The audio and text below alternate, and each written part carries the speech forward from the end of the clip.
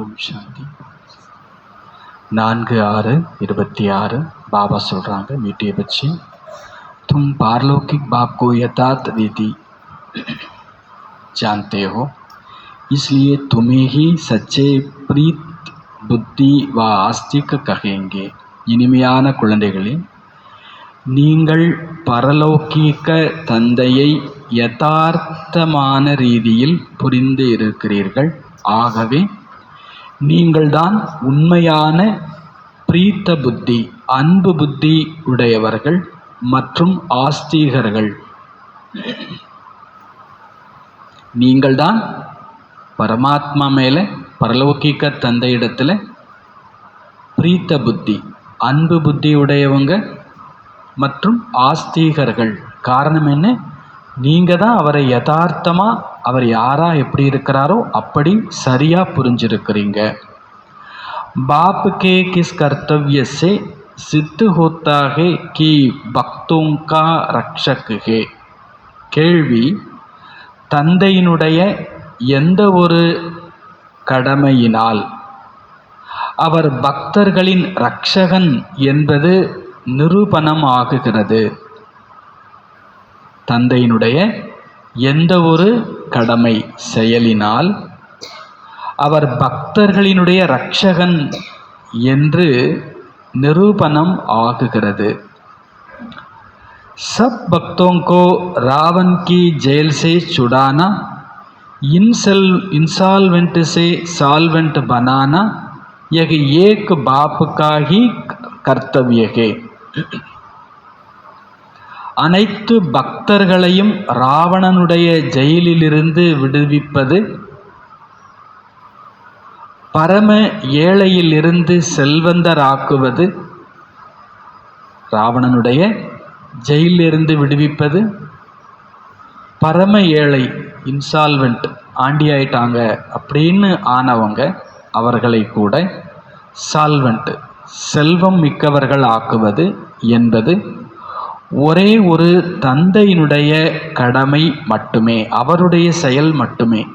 வேற யாராலையும் நம்மளை செல்வந்தராக்க முடியாது, வேற யாராலையும் நம்மளை ராவணனுடைய ஜெயிலிருந்து விடுவிக்க முடியாது. யார் பழைய பக்தர்களோ அவர்களை பிராமணனாக்கி தேவதை ஆக்குதல், இதுதான் அவருடைய ரக்ஷா, பாதுகாப்பு.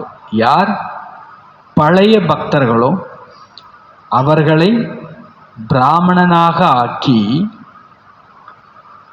தேவதையாக ஆக்குவது, இதுதான் அவருடைய ரக்ஷா, பாதுகாப்பு. நம்மளை எப்படி காப்பாற்றுறார்? பிராமணனாக்கி தேவதை ஆக்கிறார். பிராமணர்களுக்கும் எந்த கஷ்டமும் இல்லை, தேவதைகளுக்கும் எந்த கஷ்டமும் இல்லை. சேஃப்டி. பிராமணர்களுக்கு பாபா இருக்கிறார், தேவதைகளுக்கு அவங்க செஞ்ச புண்ணியம் இருக்குது. இந்த 2 பேரை தவிர உலகத்தில் வேற யாருமே பாதுகாப்பானவங்க இல்லை. भक्तों का रक्षक आया है अपने सभी भक्तों को मुक्ति जीवन मुक्ति देने. தன்னுடைய அனைத்து பக்தர்களுக்கும் முக்தி ஜீவன் முக்தி கொடுப்பதற்காக பக்தர்களின் ரட்சகன் வந்திருக்கின்றார். நாம பழைய பக்தர்கள், நம்மளை மட்டும் இல்லை, உலகத்தில் உள்ள எல்லா பக்தர்களையுமே முக்தி ஜீவன் முக்தி கொடுத்து அழைத்து செல்வதற்காக பக்தர்களின் ரட்சகன் வந்து இருக்கின்றார். ஒரு விதத்தில் அவங்களுக்கும் ரட்சக், பாதுகாப்பாளராக இருக்கிறது. காரணம், எல்லாருக்கும் முக்தி கொடுத்துடுறார் பாபா வந்து, பிறகு ஜீவன் முக்தியும் கொடுக்கிறார். பாடல், போலே நாத் சே நிராலா, கள்ளம் கபடமற்றவர்களில் தனிப்பட்டவரே. ஓம் சாந்தி. यह किसकी महिमा सुनी बच्चों ने. குழந்தைங்க, யாருடைய மகிமையாக இதை கேட்டீர்கள்? गाया जाता है ऊंचते ऊंच भगवान. உயர்ந்ததிலும் உயர்ந்தவர் பகவான் என்று பாடப்பட்டுள்ளது. பகவானுக்கோ ஹி பாப் கஹா ஜாத்தா ஹே. பகவானுக்குத்தான் அப்பா என்று சொல்லப்படுகிறது. அவரே முழு படைப்பினுடைய படைப்பாளர். எப்படி லௌகீக தந்தை படைப்பாளராக தன்னுடைய படைப்புக்கு படைப்பாளராக இருக்கிறார், पहले कन्या को अपनी स्त्री बनाते हैं और फिर उनसे रचना रचते हैं. முதலில் கன்யாவை தன்னுடைய ஸ்திரீயாக ஆக்கிக் கொள்றார். ஒரு லௌகிக தந்தைனா யாரு? ஒரு கன்யாவை ஸ்திரீயாக, தன்னுடைய ஸ்திரீயாக ஆக்கிக்கிறார். பிறகு அவர் மூலமாக படைப்பை படைக்கிறார். 5-7 बच्चे पैदा करते हैं. 5 குழந்தைங்க 7 குழந்தைங்களை கூட அவங்க பெற்றெடுக்கலாம். அந்த குழந்தைங்களுக்கு படைப்பு என்று சொல்லப்படுகிறது. அந்த அப்பாவுக்கு படைப்பாளர் என்று சொல்லப்படுகிறது. அதெல்லாம் எல்லைக்கு உட்பட்ட படைப்பு, படைப்பாளர். இதையும் குழந்தைங்க புரிஞ்சிருக்கிறீங்க. படைப்புக்கு படைப்பாளர் தந்தையிடமிருந்து ஆஸ்தி கிடைக்கிறது. படைப்புக்கு படைப்பாளர் தந்தையிடமிருந்து ஆஸ்தி கிடைக்கிறது என்பதையும் புரிஞ்சிருக்கிறீங்க. மரத்தை வச்சவும் தண்ணி ஊற்றுவான் அப்படின்னு சொல்லிட்டாங்க. எல்லா பெற்றோர்களும் வாழ்கிறது யாருக்காக மட்டும்தான்? தங்களுடைய குழந்தைங்களுக்காக மட்டும்தான். அவங்களுக்காகலாம் என்ன பண்ணுறதில்ல, வாழ்கிறதே கிடையாது. அவங்களுடைய புத்தியில் இருக்கிறதெல்லாம் தன்னுடைய படைப்பை நல்லபடியாக காப்பாற்றணும், வளர்க்கணும், அவங்களுக்கு தேவையானதை கொடுக்கணும். அப்போது படைப்பாளர் அப்படின்னா படைப்பை பாதுகாக்கணும், வளர்க்கணும், ஆஸ்தி கொடுக்கணும். மனிதர்களுக்கு 2 தந்தையர்கள் இருக்கத்தான் செய்கிறார்கள். ஒன்று லௌகீக தந்தை, இன்னொன்று பார்லௌகீக தந்தை. குழந்தைகளுக்கு புரிய வைக்கப்படுகிறது, ஞானம் வேறு, பக்தி வேறு. ஞானம், பக்தி, பிறகு வைராக்கியம். பிறகு வைராக்கியம். இந்த நேரம் குழந்தைங்களாகி நீங்கள் சங்கமத்தில் அமர்ந்திருக்கிறீங்க. மற்ற எல்லோருமே கலியுகத்தில் அமர்ந்திருக்கிறாங்க. எல்லாரும் குழந்தைங்க தான் உலகத்தில். ஆனால் நீங்கள் எல்லைக்கு அப்பாற்பட்ட தந்தையை புரிஞ்சிருக்கிறீங்க. அவர் முழு படைப்பின் படைப்பாளர். அவர் முழு படைப்பின் படைப்பாளர். புத்தியில் அது வந்துடணும். இந்த படைப்புக்கெல்லாம் மூலகர்த்தா, ஆதி மூலம் அப்படின்னா அது அவர் தான். இங்கே ஏதாவது ஒன்று சரியில்லைன்னா நம்ம யார்கிட்ட தான் போகணும்? மிஷின் வேலை செய்யலைன்னா மிஷினை பார்த்து முறைச்சிட்டு இருக்கக்கூடாது. மிஷினை யார் உருவாக்குனாங்க அவங்கள்ட்ட சொன்னால் அவர் சரி செய்ய போகிறார். இங்கே ஏதாவது பிரச்சனைன்னா நம்ம புத்தி பாபாட்ட போயிடணும். இந்த படைப்பாளர் பாபா இல்லையா? இந்த மனிதரை, இந்த விஷயத்தை இங்கே கொண்டு வந்து நிறுத்தி இருப்பது யார்? பாபா. அப்போ அவர்கிட்டே பேசலாம். அவர்கிட்ட தான் அதுக்கான சரியான தீர்வு என்பது இருக்கும்.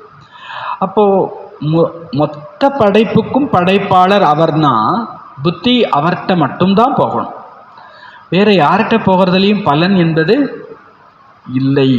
அப்போது அதனால் சொல்கிறார் பாபா, நீங்கள் என் ஒருவனை மட்டுமே நினைவு செய்யுங்க. ஏன்னா படைப்பாளர் யார் தான்? நான் தான். என்னை நினைச்சா அந்த விஷயங்கள் சரி செய்யப்பட்டுடும். அப்போது இங்கே புரிஞ்சிருக்கிறோம், லௌகீக தந்தை இருந்த போதும் கூட பரலௌகீக தந்தையை நினைக்கின்றார்கள். வீட்டில் ஒரு அப்பா இருந்தாலும் கோயிலுக்கு ஏன் போகணும்? சாமி ஏன் கும்பிடணும்? லௌகீகத்தில். இங்கே வீட்டில் ஒரு அப்பா இருக்கார்ல, சொல்லுவாங்க இல்லையா பேருக்கு, குத்துக்கல் மாதிரி நான் இருக்கும்போது அப்படித்தானே கேட்கணும் லௌகீக அப்பா. இங்கே ஒரு அப்பா இருந்தாலும் அவரால் முடியாத விஷயங்கள்னு நிறைய இருக்குது. மேலே இருக்கிறவரால் மட்டும்தான் முடிகிற விஷயம்னு ஒன்று இருக்குது. அப்போது ஒருத்தர் லௌகீகமாக இருந்தாலும் பார்லௌகீக தந்தையை பக்தியிலேயே நம்ம தேடுறோம். இவரால் ஒன்றும்லாம், ஏதோ சாப்பாடு கொடுக்கலாம், சொத்து கொடுக்கலாம், அது மட்டுமே நமக்கு போதுமானது இல்லை அப்படின்னு எல்லைக்கு அப்பாற்பட்டவர்கிட்ட தேடி போயிருக்கிறோம் பக்தியிலேயே. சத்யுகத்தில் லௌகீக அப்பா இருக்கிறார். பரலௌகிக அப்பாவை யாருமே நினைக்கிறது இல்லை. காரணம் என்ன? அது சுகதாமமாக இருக்கிறது. சத்யுகத்தில் பரலௌகிக தந்தையை யாருமே நினைக்கல. காரணம் சுகதாமம். அந்த பரலௌகிக தந்தையை துக்கத்தில் தான் நினைக்கின்றோம். அந்த பரலௌகிக தந்தையை துக்கத்தில் தான். உலகத்தில் கஷ்டத்தில் மட்டும் என்னை தேடி வரேன்னா கோவப்படுவாங்க. நீ நல்லா இருக்கும்போதெல்லாம் என்னை நினச்சே பார்க்கல, உனக்கு ஒரு பிரச்சனைனா மட்டும் இங்கே ஓடி ஓடி வந்துடுறியே அப்படின்னு. ஆனால் பாபாவுக்கு தெரியும் ட்ராமா அப்படி இருக்குது. தப்பு நம்ம மேலே இல்லைன்னு பாபாவுக்கு தெரியும். நீங்கள் துக்கம் வந்தால் தான் என்னை நினைக்கணுன்றது ட்ராமா. சுகமாக இருக்கும்போது என்னை நினைக்கவே அவசியமே இருக்காது, அதுவும் ட்ராமா. இப்போ பரலோகிக்க தந்தையை துக்கத்தில் நினைக்கின்றார்கள். இங்கு மனிதர்களுக்கு புத்திசாலி ஆக்குவதற்காக பாடம் கற்றுத்தரப்படுகிறது. பக்தி மார்க்கத்தில் மனிதர்கள் தந்தையை கூட புரிந்திருக்கவில்லை. ஹே பரம்பிதா பரமாத்மா, ஹே காட்ஃபாதர், ஹே துக்கம் நீக்கி சுகம் தருபவரே, இப்படியெல்லாம் ரொம்ப அழகாத்தான் சொன்னோம். ஆனால் கடைசியில் என்ன பண்ணிட்டோம்? பக்தியில் சொன்னோம், பதீத்த பாவனா, துக்கம் நீக்கி சுகம் கொடுப்பவரே, பரமபிதா பரமாத்மா, இதெல்லாம் கரெக்டு தான். கடைசியில் என்ன சொல்லி முடிச்சிட்டோன்னா, நீ சர்வ வியாபி, கல்லுலேயும் முள்ளுலேயும் அணுவிலையும் நாயிலையும் பூனையிலையும் எல்லாத்துக்குள்ளேயும் இருக்கிறேன்னு சொல்லி பரமாத்ம தந்தையை நிந்தனை செய்ய ஆரம்பிச்சிட்டோம். நீங்கள் தந்தையினுடையவர் ஆகியிருக்கிறீங்க, ஆகவே நீங்கள் ஆஸ்திகர்கள். உங்களுடைய அன்பு புத்தி என்பது தந்தையோடு இணைந்து இருக்கிறது. பிரீத்த புத்தி பாபா புரிஞ்சாச்சு. இப்போ உங்களுடைய அன்பு புத்தி ஒரு பாபாவோடு இருக்கிறது. மற்ற எல்லோருக்குமே தந்தையிடம் விபரீத புத்தி தான் உள்ளது. அப்பாவை புரிஞ்ச உங்களுக்கு மட்டும்தான் அன்பு புத்தி பாபாட்ட இருக்குது. புரிஞ்சிக்காத எல்லாத்துட்டையும் எவ்வளோ பெரிய பக்தனாக இருந்தாலும் அவங்க வீட்டில் ஒரு பெரிய இழப்பு வந்துடுச்சுன்னா சாமியை கோவப்பட்டுக்கிறாங்க. அப்படின்னா என்ன அர்த்தம்? விபரீத புத்தி. எத்தனை வீட்டில் ஃபோட்டோவை தூக்கி வெளியில் தூக்கி வீசிடுறாங்க. இனிமேல் இந்த சாமியை நான் என்ன பண்ண மாட்டேன். சில பேர் கும்பிட்டாலும் நீ இப்படி கண்ணிருந்தும் குருடாக இருந்துட்டியே, காதல் எனக்கு ஒரு வார்த்தை சொல்லியிருக்க கூடாதா? இப்போ சாமிகிட்ட கோபிச்சுக்கிறாங்க. அவ்வளோ வழிபாடு செய்துன்னா என்ன அர்த்தம்? விபரீத புத்தி ஆகிடுச்சு. இன்னைக்கு அவங்களுக்கு ஞானம் இல்லாததுனால விபரீத புத்தி. இப்போ நீங்கள் புரிஞ்சிருக்கிறீங்க, மகாபாரத யுத்தமும் எதிரே நிற்கிறது. பழைய உலகத்தின் விநாசம் என்பது ஒவ்வொரு 5000 வருஷத்துலேயும் கலியுக பதீத்த பழைய உலகத்திலையும் ஏற்படத்தான் செய்யுது. இங்கே விநாசங்கிறது அவசியம், பழைய உலகத்தினுடைய முடிவு என்பது அவசியம். அதனால் நீங்கள் அப்படி கோவப்படுறதில்ல, வருத்தப்படுறதில்ல. ஏன் இப்படிலாம் போர் நடக்குது, ஏன் இப்படிலாம் குண்டு போடுறாங்க, அப்படிலாம் நீங்கள் கவலைப்படுறதோ பயப்படுறதோ கிடையாது. இது விநாசம் ஆகித்தான் ஆகணும். ஏன்னா இது ரொம்ப பழசாகிடுச்சு. சத்யுகம் பாவன உலகம், அது தந்தை மூலமாக ஸ்தாபனை ஆகுகிறது.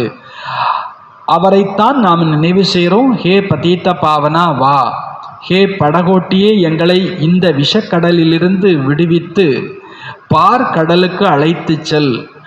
காந்திஜி கூட பாடிட்டு இருந்தார், பதீத்த பாவன சீதாராம், ஹே ராம் சப் சீதாவுங்கோ பாவன் பனாவோ. ஹே ராமனே, எல்லா சீதைகளையும் தூய்மையாக்கு. தும் சப் சீதாயே பக்தியான், நீங்கள் எல்லாருமே சீதைகள், பக்தர்கள். வகை பகவான், அவர் பகவான், எல்லோரும் அவரை அழைக்கின்றார்கள். அவர் பதீத்தமான உங்களை பாவனமாக்கி கொண்டிருக்கின்றார். தும்கோ ககாம்பி தக்கே நகி கிலாத்தேகே, உங்களுக்கு எந்த ஒரு கஷ்டத்தையும் பாபா கொடுக்கல. ஐசே நகி ககத்தே தீர்த்தோம் பர் ஜாவோ, கும்பக்கே மேலே பர் ஜாவோ.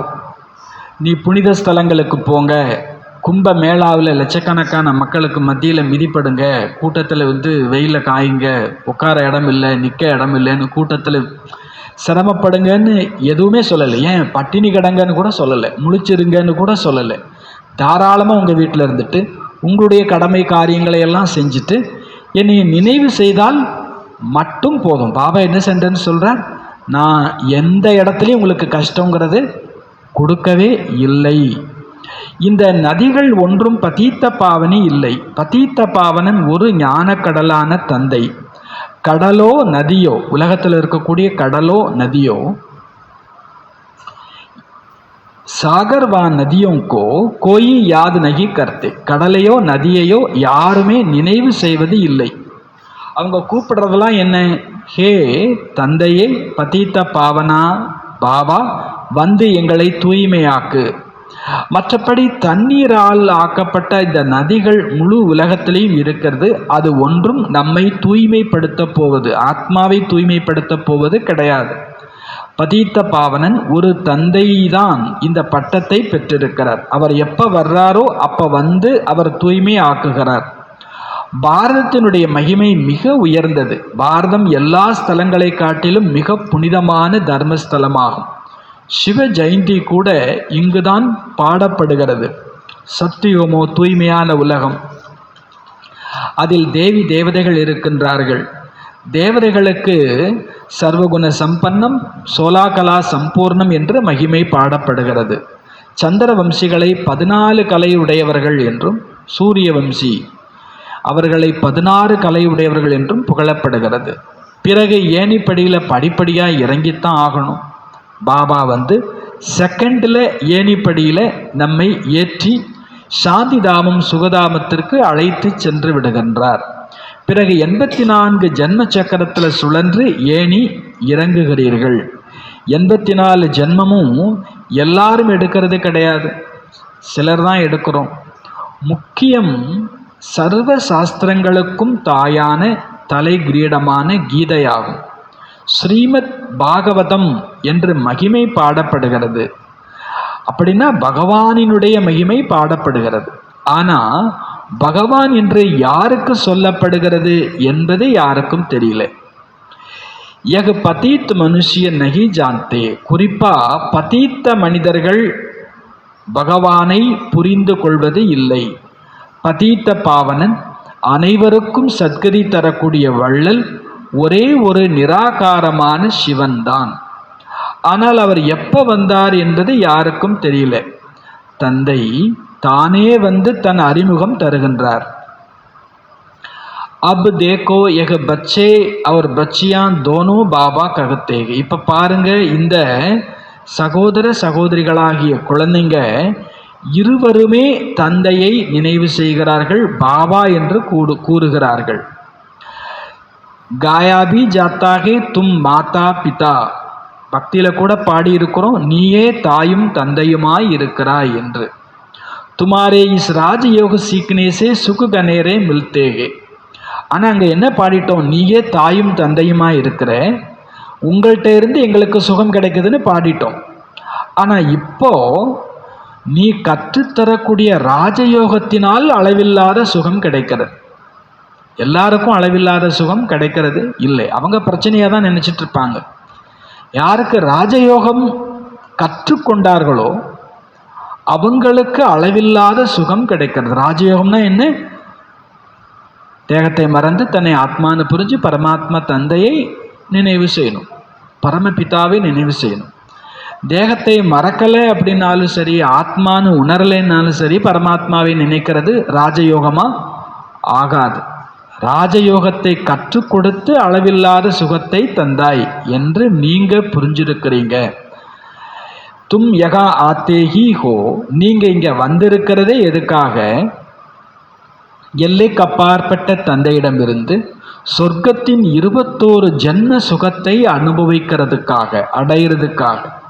அப்படின்னா இந்த சங்கமிக ஜென்மமும் சொர்க்கத்தினுடைய கணக்கில் வந்துடுது. 21 சொர்க்க ஜென்மம் அப்படின்றார் பாபா. அப்போது நீங்கள் இங்கே வந்திருக்கிறது எதுக்காக? சொர்க்க சுகத்தை அடையிறதுக்காகத்தான் இங்கே வந்திருக்கிறீங்க. இப்போ சிவ ஜெயந்தி கூட பாரதத்தில் தான் கொண்டாடுகிறார்கள். ராவணனையும் பாரதத்தில் தான் காண்பிக்கின்றார்கள். ஆனால் அர்த்தம் எதையும் புரிஞ்சுக்கல. சிவன் நம்முடைய எல்லைக்கு அப்பாற்பட்ட தந்தை. यह एक भी नहीं जानते, सिर्फ शिव की पूजा करते रहते हैं. அவர் நம்முடைய எல்லைக்கப்பாற்பட்ட அப்பாங்கிறத கோயிலுக்கு போகக்கூடிய ஒருத்தருக்கு கூட தெரியல அப்படின்றார். பூஜை செய்கிறாங்க, ஆனால் இவர் தான் என்னுடைய எல்லைக்கப்பாற்பட்ட தந்தை என்று யாரும் தெரிஞ்சுக்கல. எப்பொழுது மொத்த மரமும் தமோ பிரதானம் ஆகிடுதோ அப்பொழுது நான் வருகின்றேன். புது உலகத்தில் சொர்க்கமாக பாரதம் இருந்தது. பாரதத்தில் தான் சத்யுகம் இருந்தது. பாரதம்தான் இப்பொழுது கலியுகமாகி இருக்கிறது. பாபா புரிய வைக்கிறார். முதல்ல நீங்கள் சொர்க்கத்துக்கு எஜமானராக இருந்தீங்க. இப்போ 84 ஜென்மங்களை அனுபவித்து நரகவாசி ஆகிட்டீங்க. நான் உங்களுக்கு ராஜயோகம் கற்றுக் கொடுத்து மனிதனிலிருந்து தேவதையாய், பதீத்தத்திலிருந்து பாவனமாய் ஆக்குகின்றேன். பக்தி என்றாலே பிரம்மாவின் இரவு, ஞானம் என்றாலே பிரம்மாவினுடைய பகல். நீங்கள் பிரம்மா குமார குமாரிகள் பகலுக்குள் செல்லுகிறீர்கள். இந்த பழைய உலகம் இப்பொழுது தீக்கு இரையாக வேண்டும். முற்றிலுமாக மகாபாரத யுத்தம் ஏற்பட்டு விடுகிறது. முற்றிலுமாக இந்த மகாபாரத யுத்தம் முடிந்த பிறகுதான் பாரதம் சொர்க்கம் ஆகுகிறது. ஒரு யுத்தம்ங்கிறது தேவைப்படுது. மிகப்பெரிய பாரத யுத்தம், மகாபாரத யுத்தம் தேவைப்படுது. அதுக்கு பிறகுதான் சொர்க்கம் என்பது வருது. அநேக தர்மம் விநாசமாகி ஒரு தர்மம் ஸ்தாபனை ஆகணும். தர்மம்னா இந்த இடத்துல அநேக பாதைகள், அநேக வழிமுறைகள். பாபாசா இந்த விநாசமே எதுக்காக? இந்த அநேக தர்மங்கள், ஒருத்தரை பார்த்தா முஸ்லீம்னு நம்ம கண்ணுக்கு தெரிகிற வரைக்கும் இந்த உலகம் சொர்க்கமாக இருக்கவே முடியாது. அவங்க கிறிஸ்டியன் அப்படின்னு நினச்சிட்டாலே போச்சு. அவங்க தெலுங்குக்காரங்க அப்படின்னு நினைச்சாலே போச்சு. எங்கே இங்கே சொர்க்கம் வர முடியும்? இந்த தெலுங்கு, முஸ்லீமு, கிறிஸ்டின், இந்து இது எல்லாமே என்னவாகணும்? அழியணுன்றார் பாபா சொல்றார். அது அழியறதுக்கு உலகம் என்னவாக வேண்டியிருக்குது? அழிய வேண்டியிருக்குது பாபா சொல். ஏன்னா இது அவ்வளவு ஆழமாக பதிஞ்சிடுச்சு. பாபா சொல்றார், மிகப்பெரிய விநாசம் ஏற்பட்டுத்தான் சொர்க்கம் உருவாகணும். அதாவது அநேக தர்மங்கள் விநாசம் செய்ய வைக்கப்பட்டு பிறகு ஒரு தர்மம்ங்கிறது என்னவாகணும்? ஸ்தாபனை ஆகணும். ஒத்த கருத்து. அதனால தான் நாம் இங்கே என்ன புரிஞ்சுக்கிறோம்? ஒரே பாபா, ஒரே ஸ்ரீமத். ஆளுக்கு ஒரு பாபா, ஆளுக்கு ஒரு ஸ்ரீமத்து கிடையாது. ஒரே பாதை. எல்லாருக்கும் இங்கே ஸ்ரீமத்து ஒன்று தான். எத்தனை மணிக்கு எந்திரிக்கணும், என்ன சாப்பிடணும், என்ன பார்க்கணும், என்ன பேசணும், என்ன சாப்பிடக்கூடாது, பார்க்கக்கூடாது, எல்லாருக்கும் ஒத்த கருத்து. ஒரே பாதையில் நடந்து ஒருவரை மட்டுமே நினைக்கிறதுனால நமக்கு என்ன கருத்து வருது? ஒத்த கருத்து வருது. ஒத்த கருத்து வந்துடுச்சுன்னா நம்ம எங்கே வந்தாச்சுன்னு அர்த்தம்? சொர்க்கத்துக்கு. எனக்கு ஒரு ஐடியா, உங்களுக்கு ஒரு ஐடியான்னா அந்த பிரச்சனை தான், நரகம்தான். பாபா சொல்றார், ஒரே பாபாவை நினைச்சு ஒரே பாதையில் நடக்கும்போது அதுக்கு பேர் என்னது? ஒரே தர்மம். அந்த ஒரு தர்மத்தை தான் என்ன சொல்றோம்? சொர்க்கம் என்று சொல்றோம்.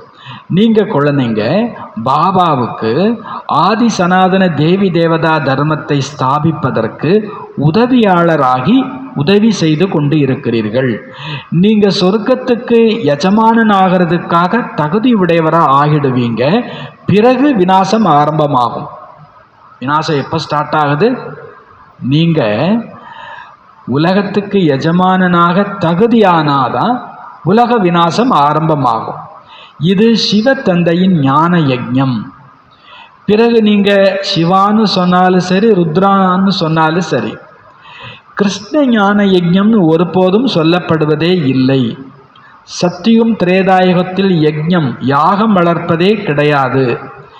எப்போ ஒரு உபத்திரவம் ஏற்படுதோ, அதாவது கஷ்டம் ஏற்படுதோ, அப்பொழுதுதான் யாகம் என்பது வளர்க்கப்படுகிறது. ஒரு வீடு கட்டுறாங்கன்னா கண்டிப்பாக அங்கே என்ன நடக்குது? ஏன்னா வீடு கட்டினா அங்கே என்ன உண்டு? கண்டிப்பாக உபத்திரம் உண்டு. அது யார் சொத்தோ, எத்தனை பேருக்கு அதில் பங்கு இருக்குதோ, யாருக்கு போச்சோ போகலையோ, அவங்களுக்கு சும்மா கணபதி யோகம் அப்படின்னு சொல்லுவாங்க. கணபதி யோகம்னா தடையெல்லாம் என்ன பண்ணிவிடும்? அழிச்சிடும். எல்லாருடைய வேஸ்ட் தாட்ஸ் அங்கே இருக்கும். ஒரு சொத்தை வாங்குகிறோன்னா அது சொத்துங்கிறத விட நிறைய பேருடைய, நீங்கள் நியாயமாக உழைச்சி சம்பாதிச்சாலும் சரி, கொடுக்குறவங்க சந்தோஷமாலாம் என்ன பண்ண முடியாது. அப்போ அந்த எண்ணங்கமே அந்த வீட்டில் பிரச்சனையை உண்டாக்கிட்டு தான் இருக்கும். அதுக்காக யாகம் வளர்த்துட்டா சரியாயிடுமா? ஏதோ அவங்களுக்கு ஒரு நம்பிக்கை, இதோட பிரச்சனை என்னவாச்சு? ஓஞ்சிச்சு. பாபா சொல்றாரு, அவங்க நினைக்கிறாங்க இந்த யாகம் நம்முடைய உபத்திரவத்தை என்ன பண்ணிடும்? முடிச்சிடும், உபத்திரவத்திலேருந்து விடுவிச்சிடலாம். அதுக்காக அவங்க யாகம் வளர்க்குறாங்க. பாபா சொல்றார், நான் உருவாக்கக்கூடிய இந்த மகா ஞான ருத்ர யஜ்ஞத்தில் ஒட்டுமொத்த எல்லாருடைய பிரச்சனையும் இங்கே பஸ்பமாயிட போகுது. இங்கே இப்போ இங்கே உட்காந்துருக்கிறோன்னா இதுக்கு பேர் என்னது? எத்தனை பேர் இங்கே சொல்கிறாங்க, அந்த அமாவாசைக்கு அந்த கோயிலில் மிளகாயை போட்டு என்ன பண்ணுவாங்க? எரித்து ஒரு முறை போய் தான் பார்க்கலாமோ, எல்லா இடத்துக்கும் போன பிறகு ஒரு தாட்டு வந்துடும். சரி, ஒரு மிளகாயை ஒரு பிடியை போட்டு தான் பார்ப்போமே, பிரச்சனையாவது என்னவாகும்? இல்லை காசு ஒரு துண்டு வெட்டியாவது பார்ப்போமே, பிரச்சனை தீர்ந்துடுமா? வேறு வழி இல்லை இல்லையா? நோய் முத்திடுச்சுன்னா எல்லாரும் சொல்கிறதையும் கேட்டு தான் ஆகணும். அவங்க சொல்கிறதையும் கேட்டாகணும், இவங்க சொல்கிறதையும் கேட்கணும். நோயே இல்லைன்னா நீங்கள் யார் சொல்கிறதையும் என்ன பண்ண வேண்டிய அவசியம் இல்லை. பாபா யாகம்னு எது வரைக்கும் வளர்த்துக்கிட்டே இருப்பாங்க? உபத்திரவம் இருக்கிற வரைக்கும் வளர்க்க போகிறாங்க. ஆனால் நான் மொத்த யாகத்தையும் இந்த யாகத்துக்குள்ளே பஸ்பம் பண்ணிடுறேன். மொத்த யாகம்னா என்ன? எல்லா சம்பிரதாய சடங்குகள், என்னை நினை, அது போதும். இது மகா ஞான யஜ்யம். என்னை நினை, இது போதும். இதில் எல்லா உபத்திரவமும் என்னவாயிடுது? பஸ்பம் ஆயிடுது. நீங்கள் வேற எந்த சடங்கு சம்பிரதாயத்தையும் கடைபிடிக்க வேண்டாம். தன்னை ஆத்மானு புரிஞ்சு என் ஒருத்தரை நினைவு செய்யுங்க. இது மகா ஞான ருத்ர யஜ்யம், மகா ருத்ர ஞான யஜ்யம். இதில் எல்லா பிரச்சனைகளுமே ஸ்வாகா ஆகி விடுகிறது. பாபா சொல்றார், நான் எனது அப்படிங்கிறது ஸ்வாகா ஆயிடுச்சுன்னா பிரச்சனை என்ன ஆகிட போகுது? ஆனால் அவங்களுக்கு நானையும் ஸ்வாகா பண்ண தெரியாது, எனதையும் ஸ்வாகா பண்ண தெரியாது. அது தவிர ஊரில் கையில் கிடைக்கிற எல்லாத்தையும் என்ன பண்ணுவாங்க? வெட்டி பலி போட்டுக்கிட்டே இருப்பாங்க. அவங்களால முடியலை நான் எனதுங்கிறத விடுறதுக்கு. அதுக்காக அதோட ஒட்டி இருக்கக்கூடியதெல்லாம் என்ன பண்ணிக்கிறாங்க? போட்டுக்கிறாங்க. பாபா சொல்றார், என்னுடைய யஜ்ஞம் படைத்த பிறகு 2500 வருஷத்துக்கு யஜ்ஞம் படைக்க வேண்டிய அவசியமே இருக்காது, உபத்திரவமே இருக்காது. அனாஜ் நஹி ஹோகா வா லடாயி லகேகி தோ யஜ்ஞ ரச்சேகி. மழை பெய்யல, பஞ்சம் வந்துடுச்சு, இல்லை பக்கத்து நாட்டோட யுத்தம் ஏற்பட்டுடுது அப்படின்னா அவங்க என்ன பண்ணுறாங்கன்னா யாகம் வளர்க்க ஆரம்பித்தாங்க. அப்படித்தான் ஆரம்பிச்சது முதல்ல. பஞ்சம் ஏற்பட்டுச்சா அங்கே இருக்கிற சில வேதியர்கள் என்ன பண்ணுவாங்க? அரசர்கிட்ட இந்த யாகம் வளர்த்தா மழை பெஞ்சிரும். அப்புறம் யுத்தம் வருதா, அதுக்கும் அவங்க சொல்கிறாங்க யாகம் வளர்த்து எதையாவது பலி இட்டுட்டோம்னா அந்த யுத்தத்தில் நாம் என்ன பண்ணிடலாம்? ஜெயிச்சிடலாம். இப்படி பஞ்ச காலத்திலையும் யுத்த காலத்திலையும் யாகம் என்பது அவங்க வளர்க்க ஆரம்பித்தாங்க. யாகம் வளர்த்துட்டா அமைதி ஏற்பட்டுடும் நாட்டுக்குள்ள அப்படின்னு அமைதிக்காக யாகம் வளர்த்தாங்க. நீங்க புரிஞ்சிருக்கிறீங்க, விநாசம் ஏற்படாமல் பாரதம் சொர்க்கமாக முடியாது. பாரத மாதா சிவசக்தி சேனை என்ற புகழ் இருக்கிறது. பவித்திரத்தாவுக்குத்தான் மொத்த வந்தனங்களும். பாரத் மாதாக்கு ஜே அப்படின்னு அவங்க வந்தனம் சொல்கிறாங்க, வந்தே மாதரம் அப்படின்னு பாடுறாங்க. இந்த வந்தனம் எதற்காக அப்படின்னா இந்த தாய்மார்களிடம் இருக்கக்கூடிய பவித்திரத்தாவுக்குத்தான் அப்படின்றார் பாபா. அவங்களுடைய தூய்மைக்குத்தான் உலகம் என்ன பண்ணுது? தேசமே என்ன பண்ணுது? தலை வணங்குகிறது. ஆனால் அதுவும் தெரியல யார் அந்த பாரத மாதாக்கள், யார் அந்த பவித்திரமான மாதாக்கள் அப்படிங்கிறது தெரியல. தும் மாதாவுங்கோ வந்தே மாதரம் கஹா ஜாத்தாக. எங்கெங்கே வந்தே மாதரம் ஒழிச்சாலும் சரி, புரிஞ்சுக்கோங்க, அவங்க உங்களுக்குத்தான் தங்களுடைய வணக்கத்தை மரியாதையை செலுத்தி கொண்டிருக்கிறார்கள். அதாவது உங்கள்கிட்ட இருக்கக்கூடிய பவித்திரத்தா தான் அவங்களுடைய பிரச்சனை என்ன பண்ண போகுது? தீர்க்க போகுது. ஒரு பவித்திரமான யோகி இருந்தால் அங்கே எந்த பிரச்சனையுமே என்ன பண்ண முடியாது? நெருங்க முடியும். இயற்கை சீராயிடும். மனிதர்களுடைய மனசெல்லாமே கூட என்னவாயிடும்? சீராயிடும். ஆனால் அங்கே ஒரு பவித்திரமான யோகி தேவைப்பட்டிருக்கிறாங்க. அப்போ பாபா சொல்ல, உங்களுடைய பவித்திரத்தாவுக்குத்தான் இந்த வந்தனங்கள் எல்லாம். ஏன்னா நீங்க தான் ஸ்ரீமத் படி பாரதத்தை சொர்க்கம் ஆக்குறீங்க. அதனால உங்களுக்கு அவங்க வந்தே மாதரம் புகழ் பாடுகிறார்கள். இப்போ பாபா சொல்றார், மரணம் எதிரே நிற்கிறது. ஆகவே இந்த ஒரே ஒரு ஜென்மம் தூய்மையாகி கொள்ளுங்கள். தந்தையாகி என்னை நினைவு செய்யுங்கள். அப்பொழுது நீங்கள் தமோ பிரதானத்திலிருந்து சதோ பிரதானம் ஆகி விடுவீர்கள். மரணம் எதிரில் நிற்குது. அதனால இந்த ஒரு ஜென்மத்துக்கு நீங்க தூய்மை ஆகிடுங்க, என்னை நினைவு செய்யுங்க. தமோ பிரதானத்திலிருந்து சதோ பிரதானம் ஆயிடுவீங்க. நீங்க இப்பொழுது சூத்திரனிலிருந்து பிராமணன் ஆகி பிறகு தேவதை ஆகிடுவீங்க. இது ஒன்றும் புது விஷயம் இல்லை. கல்ப கல்பம் ஒவ்வொரு 5000 வருஷத்திற்கு பிறகும் இந்த சக்கரம் திரும்பி திரும்பி சுழலுகிறது. நரகத்திலிருந்து சொர்க்கமாகுகிறது. பதீத்த உலகத்தில் மனிதர்கள் எந்த காரியம் எடுத்து செய்தாலும் அது பாவ கர்மமாகவே முடிகிறது. பிள்ளையார் பிடிச்சி குரங்கா போச்சுன்னு சொல்லுவாங்க. நல்லதைத்தான் நினச்சி செய்கிறாங்க, ஆனால் முடிகிறது என்னமோ எப்படி போகுது? அது மோசமாக தான் முடியும். கலியுகத்தில் யார் என்ன கர்மா பண்ணாலும் சரி, அதுக்கு பேர் என்னதுதான்ன்றார் பாபா? விகர்மம், பாவ கர்மம். ஏன்னா உங்களுக்கு ஆத்ம உணர்வு இல்லை, பரமாத்மா நினைவு இல்லை, தேக அபிமானத்தோடு செய்கிறாங்க. உங்கள் பிள்ளைக்கு நீங்கள் ட்ரெஸ்ஸு வாங்கி கொடுக்குறீங்க, இது பாவ கர்மமா புண்ணிய கர்மமான? பாவ கர்மம் தான். நாளைக்கு உங்களால் அந்த மாதிரி ட்ரெஸ் எடுத்து கொடுக்க முடியாது. அன்றைக்கி அதுக்கு துக்கம் வரும்.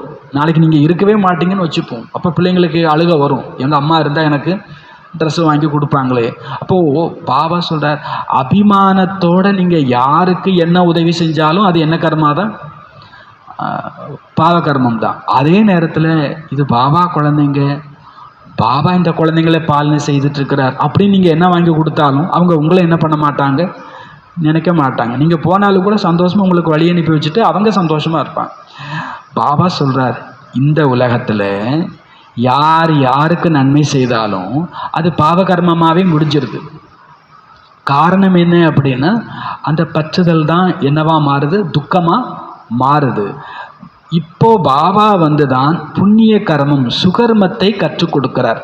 எதுக்கு பேர் பாவ கர்மம், எதுக்கு பேர் புண்ணிய கர்மம், எதுக்கு பேர் பாவ புண்ணியம் இல்லாத அக்கர்மம், இதுக்கெல்லாம் என்னென்ன விளைவுகள் ஏற்படுகிறது, இந்த எல்லா விளக்கங்களும் உங்களுக்கு 5000 வருஷத்திற்கு முன்பே புரிய வைக்கப்பட்டு இருந்தது.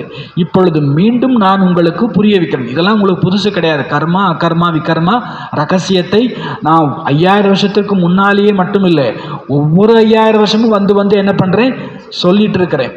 வெறுமனே ஆத்ம பயிற்சி மட்டும் செஞ்சுட்டு நீங்கள் ஒரு காரியத்தை செய்கிறீங்கன்னா அது புண்ணிய கர்மா கிடையாது.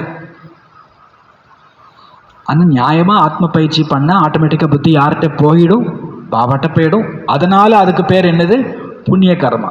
அப்போது நான் இவ்வளவு செஞ்சனே அப்படிங்கிறது பேரே இல்லை. நீங்கள் எவ்வளவு செஞ்சாலும் அது பேர் இல்லை. யாரை நினச்சிட்டு பண்ணீங்கன்றது முக்கியம். எத்தனை அம்மா அப்பாக்கள் தான் பிள்ளைங்க மேலே குறை சொல்லிக்கிறாங்க, நான் என் பிள்ளைய எப்படிலாம் பார்த்து வளர்த்தனே, அது இன்றைக்கி முறைச்சிட்டு போதே. ஆமாம், அப்படித்தான் போகும். பாபா சொல்கிறார், ஏன்னா அங்கே ஆத்ம உணர்வு இல்லை, பரமாத்ம நினைவு இல்லை. அதனால் உங்கள் உதவி அவங்களுக்கு உதவியாக போய் சேரலை அப்படின்றார். இப்போ பாபா சொல்கிறார், கர்மா எதுன்னு புரிஞ்சுக்கோங்க, புண்ணிய கர்மா எது அப்படின்னு புரிஞ்சுக்கோங்க. நான் பாபாவை நினச்சி ஆத்ம பார்வையோட திருஷ்டியோட என்ன செய்தாலும் அதுக்கு பேர் என்னது, புண்ணிய கர்மா. அதுக்கு அவங்க நமக்கு பலன் கொடுக்கணுன்ற அவசியம் இல்லை. அந்த கர்மா தானே நமக்கு என்ன கொடுத்துரும், புண்ணியத்தை கொடுத்துரும். அப்போது நீங்கள் ஒரு நாளைக்கு எவ்வளவு கர்மா செய்கிறீங்க, புண்ணிய கர்மா செய்கிறீங்க, எவ்வளவு பாவ கர்மா செய்கிறீங்கன்றதை உங்களுக்கே பாபா புரிஞ்சுக்கிறதுக்கு கற்றுக் கொடுத்துட்டார். நீங்களே உங்களுக்கு எடை போட்டுக்கோங்க, நான் இன்னைக்கு என்ன புண்ணியத்தை செஞ்சிருக்கிறேன் அப்படின்னு சொல்லிட்டு. நான் பரம்பிதா பரமாத்மா நிராகாரமானவர், உங்களுடைய தந்தை. இந்த சரீரம் இதை நான் ஆதாரமாக எடுத்து உள்ளேன். இவர் ஒன்றும், அதாவது இந்த பிரம்மா ஒன்றும் பகவான் கிடையாது. மனிதனை தேவதை என்றும் கூட கூற முடியாது.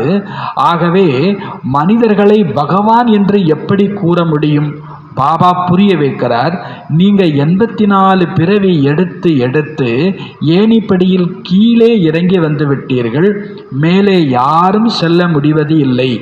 எல்லாருமே பதித்தமாகிறதுக்குத்தான் பாதை காண்பிச்சிட்டு இருக்கிறாங்க, தானும் பதித்தமாகிடுறாங்க. அப்பொழுதே தந்தை கூறுகிறார், அவர்களையும் கரை சேர்க்க நான் வரவேண்டி இருக்கிறது. சாமியார்னு சொல்லக்கூடியவங்க கூட, குருன்னு சொல்லக்கூடியவங்க கூட இன்னைக்கு பதித்தமாகிட்டாங்க. அவங்களையும் சேர்த்து கரை சேர்க்க வந்திருக்கிறேன். இது ராவண ராஜ்யம். நீங்கள் இப்போது ராவண ராஜ்யத்திலிருந்து விடுபட்டு வந்து விட்டீர்கள். மெல்ல மெல்ல எல்லோருக்கும் தெரிந்துவிடும். மெல்ல மெல்ல எல்லோருக்கும் நீங்கள் ராவண ராஜ்யத்திலேருந்து விடுபட்டு வந்திருக்கு. ஒரு எடுத்துக்காட்டுக்கு, ஒரு குமார் கல்யாணம் பண்ணாமல் இருக்கிறார், பாபா கிளாஸுக்கு வந்துட்டு இருக்கிறாருன்னா ஊரே அந்த குமாரை எப்படித்தான் பாடிட்டு இருக்கும், நீ அம்மா பேச்சை கேட்கல, நாளைக்கு உனக்கு ஒன்றும் யாரோ ஏதாவது வந்துச்சுன்னா என்ன செய்வாங்க, எல்லாரும் திட்டிகிட்டு இருப்பாங்க. ஒரு 10-20 வருஷம் கழித்து அந்த திட்டின வாயெல்லாம் புகழ்பாட ஆரம்பிச்சிடும். அவங்களுக்கு லேட்டாக தான் புரியுது இவங்க தேர்ந்தெடுத்திருக்கிற பாதை கரெக்டானது, இவங்களால எல்லாருக்கும் நல்லது நடக்குது, இவங்களும் நல்லா இருக்காங்க. பாபாவும் சொல்கிறார், இன்னைக்கு அவங்க புரிஞ்சுக்கல, நீங்கள் ராவணர் ராஜ்யத்திலிருந்து விடுபட்டு வந்ததை அவங்களால என்ன பண்ணிக்க முடியல, புரிஞ்சிக்க முடியல. தீரே தீரே சப்கோ பதா படேகா, மெல்ல மெல்ல புரிஞ்சுப்பாங்க, இவங்க ராவணன்கிட்டேருந்து தான் தப்பிச்சு வந்திருக்கிறாங்க. நாமளும் தப்பிச்சிட்டோம்னா நாமளும் நிம்மதியாக என்ன பண்ணலாம், இருக்கலாம். மெல்ல மெல்ல புரிஞ்சுப்பாங்க, இவர்கள் ராவணனிடமிருந்து தப்பித்து வந்து விட்டார்கள். பிராமணன் ஆகாமல் சிவத்தந்தையிடமிருந்து ஆஸ்தி எடுக்க முடியாது. ராவணன்கிட்டேருந்து தப்பிச்சிட்டோம்னா என்ன அர்த்தம், விகாரத்திலேருந்து தப்பிச்சிட்டோம். அப்படி தப்பிச்சவங்களுக்கு பேர் தான் பிராமணன். அவங்களுக்கு தான் பாபாவுடைய ஆஸ்தி உண்டு. அப்பா 2 பேர், ஒருவர் நிராகாரமான அப்பா, இன்னொருவர் சாகாரமான அப்பா.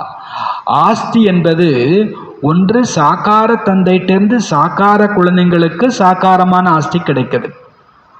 பிறகு நிராகாரமான எல்லைக்கு அப்பாற்பட்ட தந்தையிடமிருந்து நிராகாரமான ஆத்மாக்களுக்கு அழிவில்லாத ஆஸ்தி கிடைக்கிறது.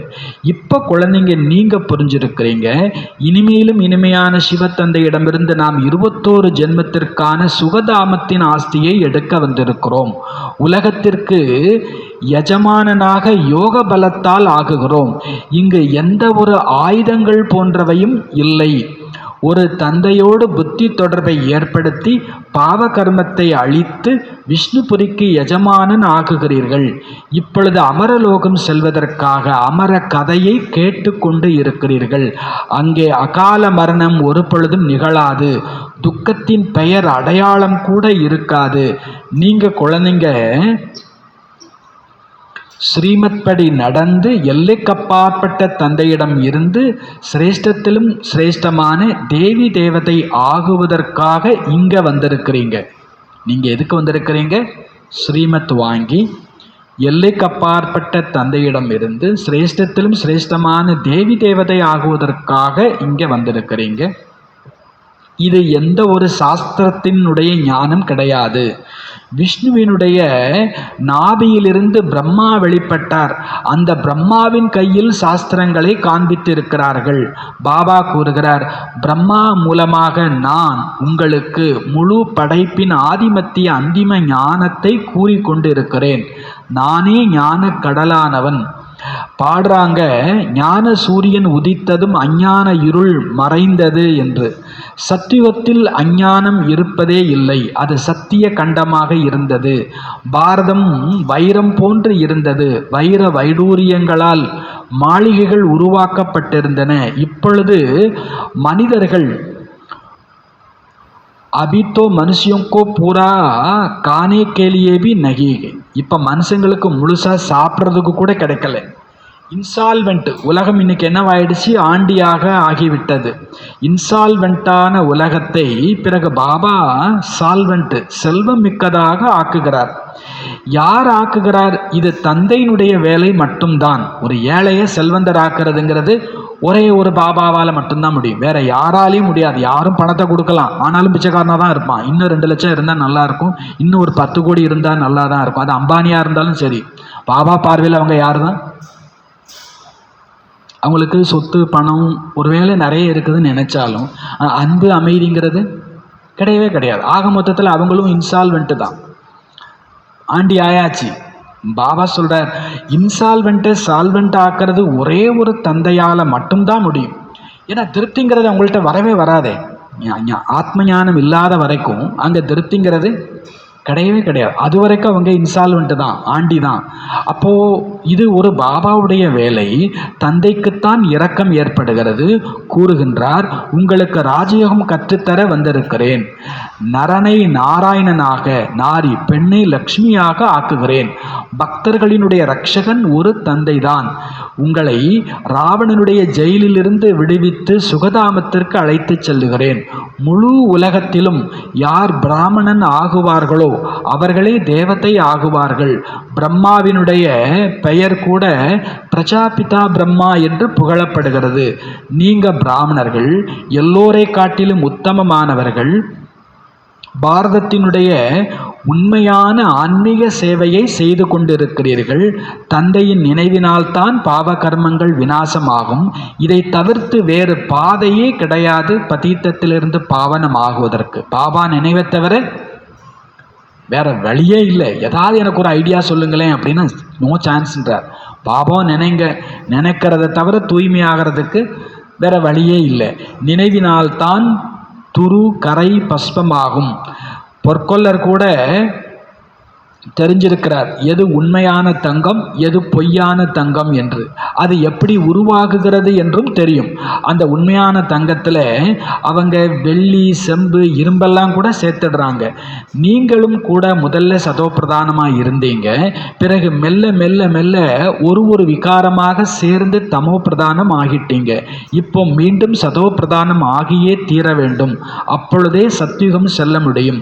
பாபா கூறுகிறார், எந்த தேகதாரியையும் நினைவு செய்யாதீர்கள்.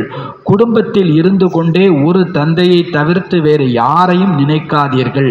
அப்போது நீங்கள் சொர்க்கபுரிக்கு எஜமானர் ஆகிவிடுவீர்கள். யோசிச்சு பாருங்க. வீட்டில் இருக்கணும், ஆனால் யாரையும் என்ன பண்ணக்கூடாது. இது ஈஸியாக கஷ்டமா? வீட்டிலேயே இருங்க, எல்லாரோடையும் இருங்க, ஆனால் யாரையும் என்ன பண்ணிடாதீங்க, நினைச்சிடாதீங்க.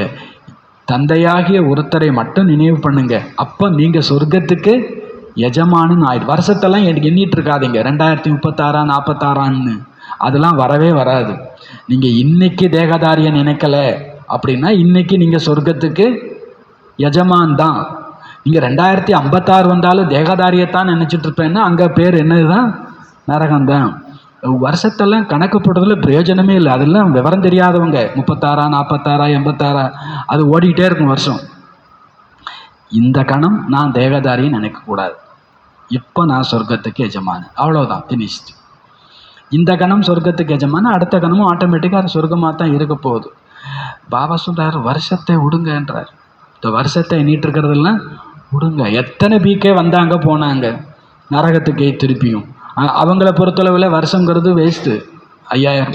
பாபா சொல்கிறாரு, நீங்கள் ஒரு கால வரையறை இல்லைன்னா முயற்சி செய்ய மாட்டோம். அதனால பாபா 5000 வருஷம் சொல்லிட்டு அடுத்த வார்த்தை சொல்கிறார், நீங்கள் இந்த சரீரத்தில் இருக்கிறதுக்கு எத்தனை வருஷம்னு கேரண்டி கிடையாது. அதனால் வருஷத்துக்கும் சொர்க்கத்துக்கும் சம்மந்தம் இல்லை.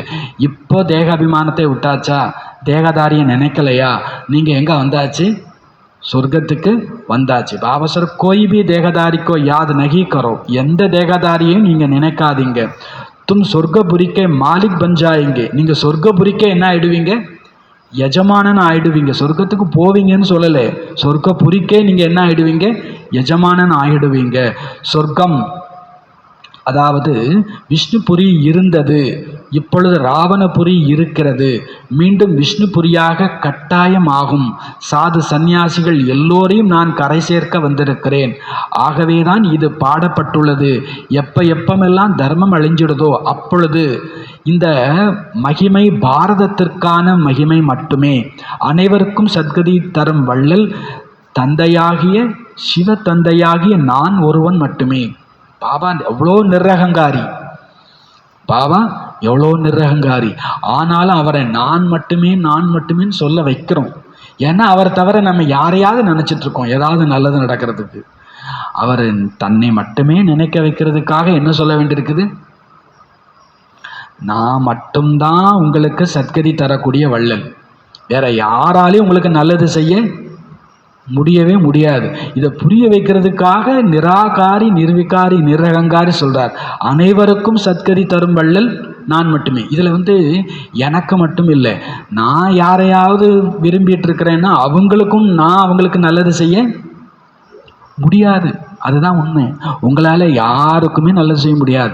பாபா சொல்கிறது விஸ்வ கல்யாணக்காரி தான், பாவனையெல்லாம் இருக்கட்டும், ஆனாலும் சொல்கிறார் அவங்களுக்கும் நன்மை யார் தான் செய்ய போகிறேன், நான் தான் செய்ய போகிறேன். அனைவருக்கும் சத்கதி தரும் வள்ளல் சிவனாகிய நான் மட்டுமே அப்படின்றார்.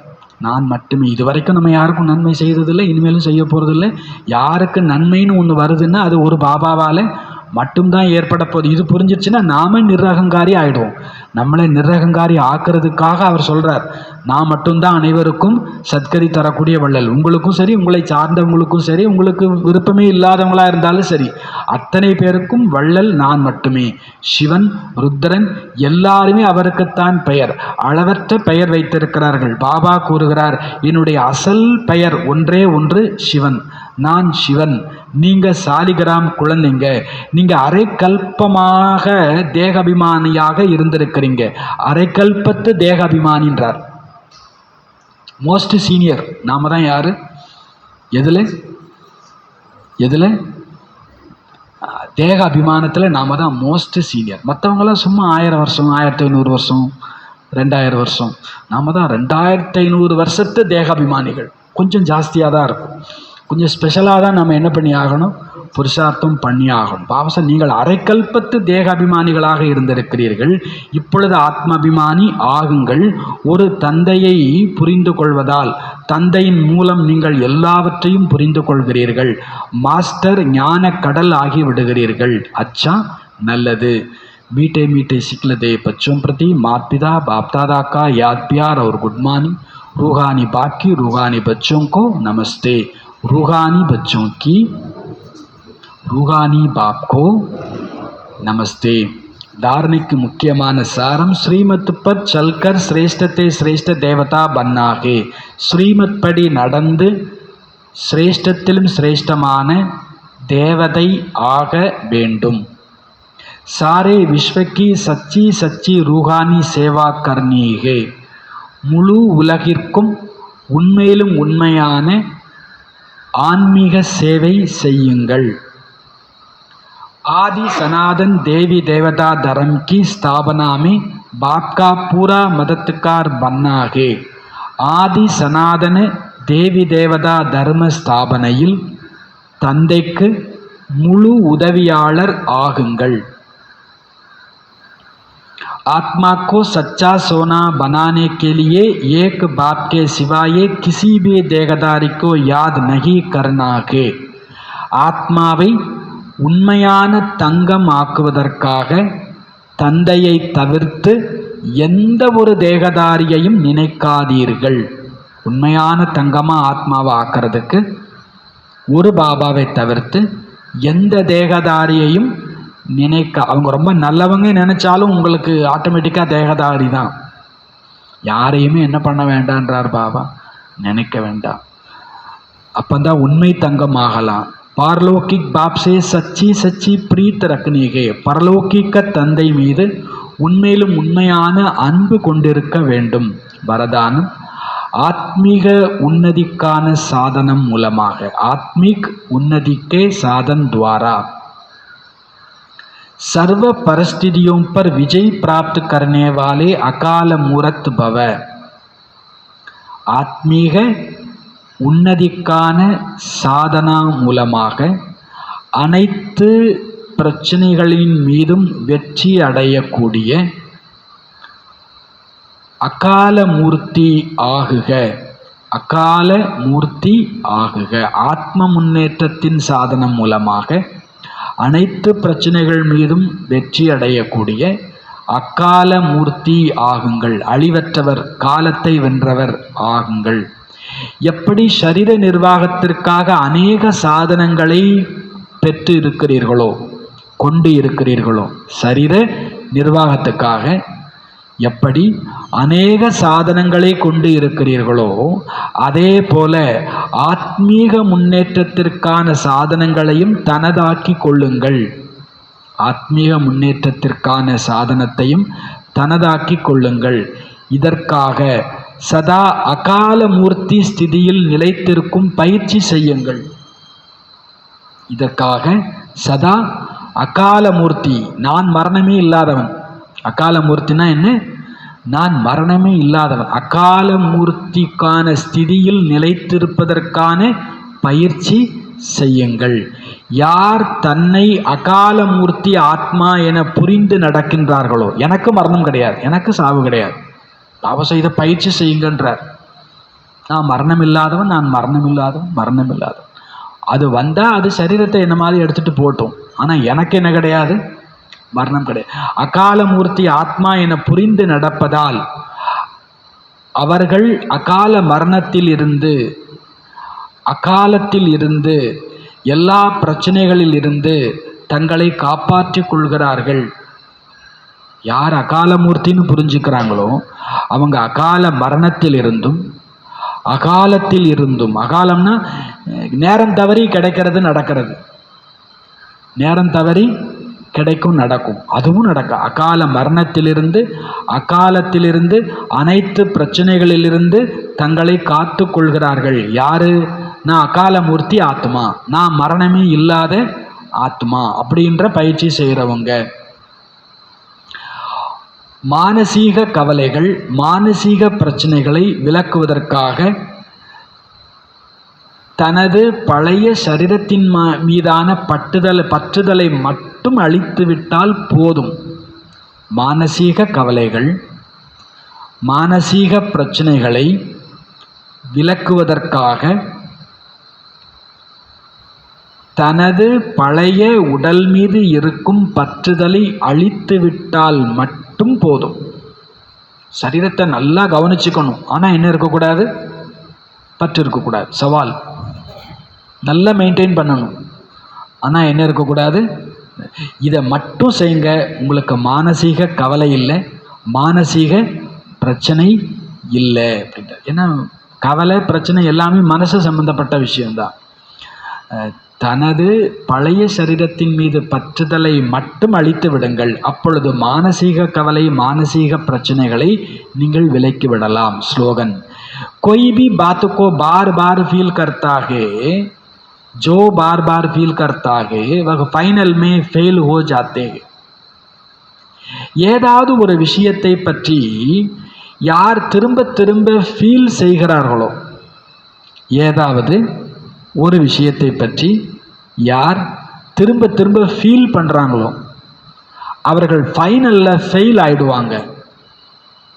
அவங்க ஃபைனலில் ஃபெயில் ஆகிடுவாங்க. நல்ல விஷயம் கெட்ட விஷயம்லாம் சொல்லலை, ஃபீல் பண்ணாலே போதும். என்ன ஆகிடலான்றார் பாபா?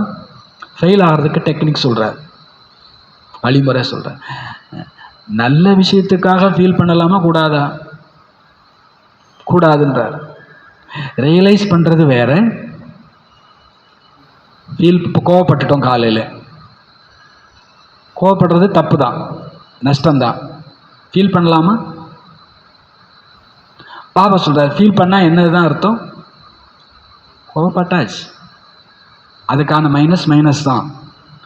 இப்போ எக்ஸ்ட்ரா சேர்க்கறதுக்கு என்ன வழின்னு என்ன பண்ணணும்? காலையில் 100 ரூபா தொலைஞ்சாச்சு, அவ்வளோதான். இப்போ 200 ரூபா சம்பாதிக்கிறதுக்கு என்ன வழின்னு தேடணுமே தவிர 100 ரூபா போச்சு அமர்ற வேலையை எந்திரிச்சோமா இல்லையா? சப்போஸ் இல்லைன்னா உட்காந்து ஃபீல் பண்ணிட்டு இருக்காதீங்கன்றார். இப்போ அதை 4 மடங்கு சேர்த்து சமாளிக்கிறதுக்கு இப்போ எக்ஸ்ட்ரா நான் என்ன பண்ணலாம்? அதை என்ன பண்ணுங்க? கோவப்பட்டாச்சு, சாரி சொல்லணும் மானசீகமாக. பிறகு கோவமே வரக்கூடாதுன்னா அதுக்கு என்னென்னலாம் பண்ணணும்? ஒர்க் அவுட் பண்ணுங்க, வேலை செய்யுங்க. ஃபீல் பண்ணுறதுனால ஒன்றும் ஆக போகிறதில்ல. என்ன தவிர ஃபீல் பண்ணால் ஒன்றே மட்டும்தான் நடக்க போகுது. எது மட்டும்தான் நடக்க போகுது? ஃபைனலில் ஃபெயில் ஆக போகிறோம். ஃபீல் பண்ணால் என்ன ஆகிடும்? ஃபைனலில் ஃபெயில் ஆகிடுவோம். அப்போ என்ன செய்யணும்? ஒர்க் பண்ணுங்க. நஷ்டம்தான், இழப்பு தான், தோல்வி தான், பரவாயில்லை.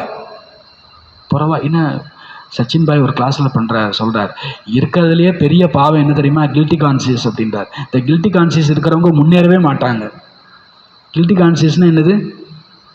ஐயோ இது ஒரு நாள் என்ன பண்ணாது, தேராதுன்றார். நடந்தாச்சு, ட்ராமா, ஃபுல் ஸ்டாப். இனி என்ன பண்ணணும்? பாபா சொல்ற அதைத்தான் சொல்கிறார்.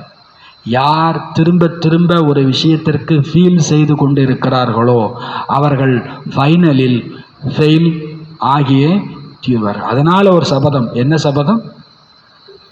இனி என்னானாலும் சரி, உயிரே போனாலும் சரி, உடலே போனாலும் சரி, உலகமே போனாலும் சரி, அம்மா மறைங்கே தோபி இதெல்லாம் ஹிந்தியில் தான் தெரிஞ்சுக்கணும். தமிழ்லலாம் சொன்னால் மற்றவங்க பயந்துருவாங்க. அதனால் ஹிந்திலேயே சொல்லிப்போம். அம்மா மறைங்கே தோபி அலுவா கானாகே. அதுக்கு என்ன அர்த்தம்? ஃபீல் பண்ணக்கூடாதுன்னு அர்த்தம். அதுக்கு என்ன அர்த்தம்? அதிகபட்ச ஃபீலிங்கிறது வந்துட்டு அம்மா மரணா, அவ்வளோதான். அதுக்கே நாங்கள் என்ன பண்ணுவோம்? அல்வா சாப்பிடுவோம். அல்வா சாப்பிட்றதுனா என்ன? வாணி கேட்போம், யோகா பண்ணுவோம், புருஷார்த்தம் பண்ணுவோம். பாபா சொல்றார், ஆனால் என்ன பண்ண மாட்டோம்? நாங்கள் அழமாட்டோம். அழுதா ரோனா மானா, பாபா சொல்றார், அழுதுட்டு கோதேனா தொலைச்சிடுறதுன்னு அர்த்தம். யாரெல்லாம் அழுதாங்களோ அவங்க எல்லாத்தையும் தொலைச்சிடுறாங்கன்ற. ஐயோ அன்னைக்கு அழுதுட்டேனே, அதை பற்றியும் ஃபீல் பண்ணி தொலையாதீங்க. அன்னைக்கு நான் ஃபீல் பண்ணனேன்னு ஃபீல் பண்ணாதீங்க. அது என்னது? ட்ராமா. இனி நான் என்ன பண்ண மாட்டேன்? ஃபீல் பண்ண மாட்டேன். அப்போ நான் ஃபைனலில் பாஸ். அவ்யக்த இஷாரா. சதா மகிழ்ச்சியாக இருப்பதற்காக தன்னுடைய நேச்சரை சரளமாக ஆக்கிக் கொள்ளுங்கள், பொறுமை மிக்கவராக ஆகிவிடுங்கள். சதா ஹர்ஷித் மலர்ந்த முகத்தோடு புன்னகை நிறைந்து இருப்பதற்கான நினைவு சின்னமாக விஷ்ணு ரூபம் காண்பிக்கப்படுகிறது. விஷ்ணுடைய முகம் எப்படி இருக்குது? சதா மலர்ந்த முகம், புன்னகை நிறைந்த முகம் காண்பிக்கப்படுகிறது. அதுவும் அவர் எங்கே இருக்கிறாரு காண்பிக்கிறாங்க? கடல்ல. அதுவும் எது மேலே படுத்திருக்கிறாரு? பாம்பு மேலே. பாம்பை பார்த்தாலே நம்மெல்லாம் பயப்படுற ஆட்கள். அவர் படுத்துக்கிட்டு எப்படி இருக்கிறாரு? ஜாலியாக இருக்கிறார். பாம்பு மேலே படுத்துக்கிட்டு. பாபா சொல்றார், விஷ்ணு பார்க்கடலில் நிம்மதியாக ஓய்வெடுக்கின்றார், ஞானத்தை சிந்தனை செய்து மகிழ்ச்சி அடைந்து கொண்டிருக்கிறார். அவர் ஏன் பாம்பில் படுத்தாலும் சந்தோஷமா இருக்கிறார்னா, அந்த கடல் என்ன கடல்? ஞான கடல். அவர் ஞான கடல்ல படுத்திருக்கிறதுனால பாம்பை பற்றி கூட அவருக்கு என்ன இல்லை, எந்த கவலையும் இல்லை. ஞானம் இன்னைக்கு என்ன சொல்லுது? அகால மூர்த்தி ஆத்மா நான், எனக்கு என்ன கஷ்டம் வரப்போகுது? அப்போ பாபா சொல்றாங்க, சதா மகிழ்ச்சியாக இருப்பதற்கு சாதனம் ஞான சிந்தனை. சதா மகிழ்ச்சி. சில பேர் ஞானம் நல்லா கேட்பாங்க, சந்தோஷமா இருக்க மாட்டாங்க. பாபா ஞானம் கேட்டால் சந்தோஷமா இருப்பீங்கன்னு சொல்லவே இல்லை ஒரு நாளும். ஞானத்தை சிந்தனை பண்ணால் என்னவா இருப்பீங்க? நாம் எல்லாரும் ஞானம் கேட்குறோம், நாம் எல்லாரும் சந்தோஷமா இருக்கிறோமா? இல்லை. யாரெல்லாம் சந்தோஷமா இருக்கிறாங்க? கேட்ட ஞானத்தை யாரெல்லாம் சிந்தனை பண்ணுறாங்களோ அவங்கெல்லாம் எப்படி இருப்பாங்க? சிந்தனை பண்ணுறதுக்கு ஞானம் கேட்கணும். நான் வாணியே கேட்க மாட்டேன் சந்தோஷமா இருப்பேன்னு அதுவும் பொம்மாத்து, அதுவும் ஏமாத்து. வாணி கேட்கணும், வாணியை என்ன பண்ணணும்? அப்புறம் சிந்திக்கணும். ஞான சிந்தனை தான் மகிழ்ச்சியாக இருப்பதற்கு சாதனம். யார் எந்த அளவு ஞான சிந்தனை செய்கிறார்களோ அந்த அளவு மகிழ்ச்சியாக இருக்கிறார்கள். அவங்க ஏன் சந்தோஷமா இருக்காங்கன்னா ஞான சிந்தனை பண்றாங்க, அவ்வளவுதான். யார் எந்த அளவு ஞான சிந்தனை செய்கிறார்களோ அந்த அளவு மகிழ்ச்சியாக இருக்கிறார்கள். அவங்க சரீரம் எப்படியும் இருக்கலாம், அவங்க குடும்பம் எப்படியும் இருக்கலாம், அவங்க வருமானம் எப்படியும் இருக்கலாம், அதுக்கும் அவங்க சந்தோஷத்துக்கும் சம்பந்தமே இல்லை. அவங்க ஞான சிந்தனை பண்றாங்களா பண்ணலையாங்கிறதா அங்கே மேட்ரு. அவங்க குடும்பத்தில் இப்படி ஒரு பிரச்சனை வந்துடுச்சு அதனால வருத்தமாக இருக்காங்க, பொய்ன்றார் பாபா. அவங்க உடம்புக்கு இப்படி ஒரு வியாதி வந்துடுச்சு அதனால சுகமாக இருக்காங்க, அதுவும் பொய். பிரம்மா பாபாவுக்கு சாப்பாட்டுக்கு வழி இல்லாமல் போச்சு, மம்மாவுக்கு கேன்சர் வந்துச்சு, 2 பேர்கிட்ட கவலை இருந்துச்சா? இல்லை. நோயோ பொருளாதாரமோ சுற்றுச்சூழலோ நம்ம கஷ்டத்துக்கு காரணமே இல்லை. ஞான சிந்தனை இல்லாதது ஒன்று தான் காரணம்ன்றார். ஞான சிந்தனை தான். யார் எந்த அளவு ஞான சிந்தனை செய்கிறார்களோ அந்த அளவு மகிழ்ச்சியாக இருக்கிறார்கள். கோய்வி பரஸ்திதி உன்கி. எந்த ஒரு பிரச்சனைகளும் அவர்களுடைய தைரியத்தை, ஊக்க உற்சாகத்தை சிறிது கூட குறைக்க முடியாது. இந்த ஞான சிந்தனை பண்றவங்களுடைய தைரியத்தை, ஊக்கத்தை, உற்சாகத்தை சிறிதளவு கூட பிரச்சனை என்ன பண்ண முடியாது? குறைக்க முடியாது. அவர்கள் பொறுமை மிக்கவர்களாக இருப்பதால், பொறுமை சக்தி நிறைந்திருப்பதால் ஒவ்வொரு பிரச்சனைகளையும் சகஜமாக கடந்து விடுகிறார்கள். ஞானம் வந்துடுச்சுனாலே பொறுமை வந்துடும். அதனால அவங்க எல்லா பிரச்சனையுமே ரொம்ப ஈஸியாக என்ன பண்ணும், அவ்வளோதான் போச்சு அந்த ஆத்மா அப்படின்னு நினைச்ச எத்தனை பேர் நம்மளோட நல்லா இருக்காங்க. காரணம் அந்த ஆத்மாட்ட பொறுமை இருக்குது, சகிப்புத்தன்மை இருக்குது. காரணம் அந்த ஆத்மாட்ட ஞான சிந்தனை இருக்குது. ஞான சிந்தனை செய்பவர்கள், பொறுமை மிக்கவர்கள், எப்பேற்பட்ட பிரச்சனையிலிருந்தும் அவங்க என்ன பண்ணிடுறாங்க? சகஜமாக வெளியில் வந்துடுறாங்க. நாம் கனெக்ட் பண்ணுவோம், அவங்க 1 மாதமாவது ஆகும் அவங்க மீண்டு வர்றதுக்கு. சில பேருக்கு சில தோல்வி, சில பிரச்சனைகள் வந்துருக்கும். ஆனால் அவங்க அந்த செகண்டே சந்தோஷமாக இருப்பாங்க. எப்படி இவங்களால் இப்படி இருக்க முடிஞ்சது? ஞான சிந்தனை, சகிப்புத்தன்மை ரெண்டும் அவங்களுடைய வாழ்க்கையை என்னவாக்கிடுச்சு? சரளமாக ஆக்கிடுச்சு, சகஜமாக கடந்து வர வச்சிடுச்சு. அச்சா, நல்லது. பாபா சொல்றார், இனிமையான குழந்தைகளை, நீங்கள் பரலோகிக்க தந்தையை யதார்த்தமாக புரிஞ்சிருக்கிறீங்க, அதனால நீங்கள் தான் உண்மையான அன்பு புத்தி உடையவர்கள் மற்றும் ஆஸ்திகர்கள் அப்படின்றார் பாபா. பாபா ரக்ஷகன். எப்படி ரக்ஷகன்? ராவணன்டேர்ந்து நம்மளை விடுதலை செய்கிறார், ஏழ்மையிலிருந்து செல்வந்தர் உடையவர் ஆக்குகிறார், செல்வம் உடையவர் ஆக்குகிறார். இது ஒரு பாபாவுடைய வேலை தான். பழைய பக்தர்களை பிராமணனாக்கி பிறகு தேவதை ஆக்குகிறார். இதுதான் அவருடைய பாதுகாப்பு. பக்தர்களை ரட்சிக்க பாபா வந்திருக்கிறார். அவர் தன்னுடைய எல்லா பக்தர்களையுமே முக்தி, ஜீவன் முக்தி கொடுப்பதற்காக வந்திருக்கிறார். பாடல் கள்ளம் கபடம் மற்றவரிலிருந்து தனிப்பட்டவர்.